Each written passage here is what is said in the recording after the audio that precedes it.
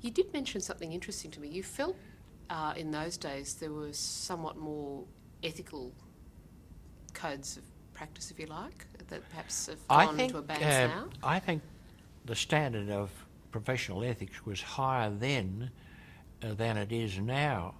But I think that is general throughout the community. I think, for example, the standard of medical ethics was much higher then than it is today. Probably today, as regards ethics, the bar is probably just about top, but the standards are not as good as they were when I first came to the bar. When you say not as good, do you mean not as stringent, or was it just simply a different ethos that people I think it conformed was to a then? different ethos.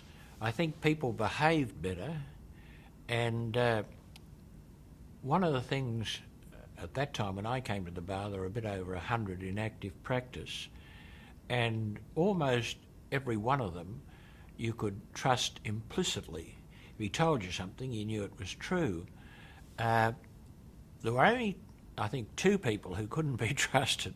Everybody who knew who they were, and it was a very pleasant atmosphere in which to practice, and that continued really into the 70s or 80s.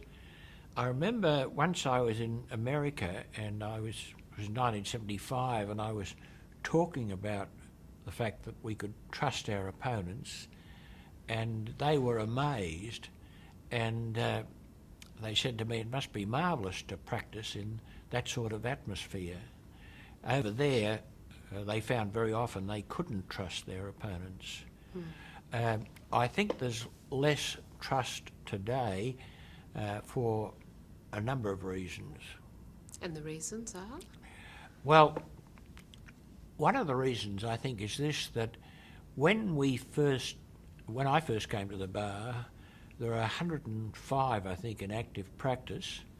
They were nearly all in Selborne chambers, and when they finished in court, often they would stand in the passageway talking to each other, and you got to know virtually everyone at the bar within a short space of time. And I think that camaraderie at that time amongst a smaller group tended to lead to higher standards. Whereas now there's more of a climate of adversarial behaviour, do you think? Certainly people were adversarial at that time, but they were far more colleagues, I think, than they are today.